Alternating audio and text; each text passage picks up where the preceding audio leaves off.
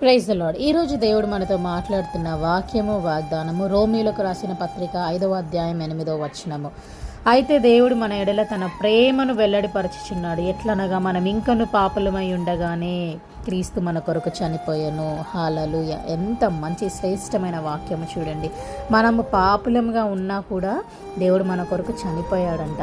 మరి తన ప్రేమను ఆయన ప్రేమను వెల్లడిపరుస్తున్నాడు. ఎలా వెల్లడిపరుస్తున్నాడు? నీ కొరకు నా కొరకు చనిపోయి మనము రక్షించబడుట కొరకు, మనము నరకం నుండి తప్పించబడుట కొరకు ఆయన సిలువలో తన రక్తాన్ని కార్చాడు, తన శరీరాన్ని గాయపరుచుకున్నాడు.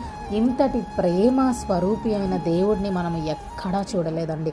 ఎంత గొప్ప ప్రేమ, ఎంత గొప్ప త్యాగం. Cross is not an empty cross, it's full of his love. ఆయన ప్రేమను వెల్లడిపరిచాడు, చనిపోయి రక్తాన్ని కార్చి.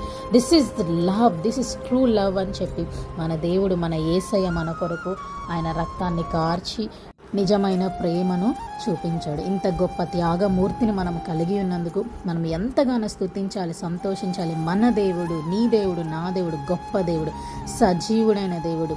నాలో ఉన్న దేవుడు ఈ లోకంలో ఉన్న వాటన్నిటికన్నా కూడా గొప్ప దేవుడు, జీవము గల దేవుడు మనలో ఉన్నాడు. కాబట్టి ఇది నిజమైన ప్రేమ. ప్రేమకు గుర్తు యేసయ్య. Love equal to Jesus, Jesus equal to love. May the lord bless you and give you peace. Have a fruitful day.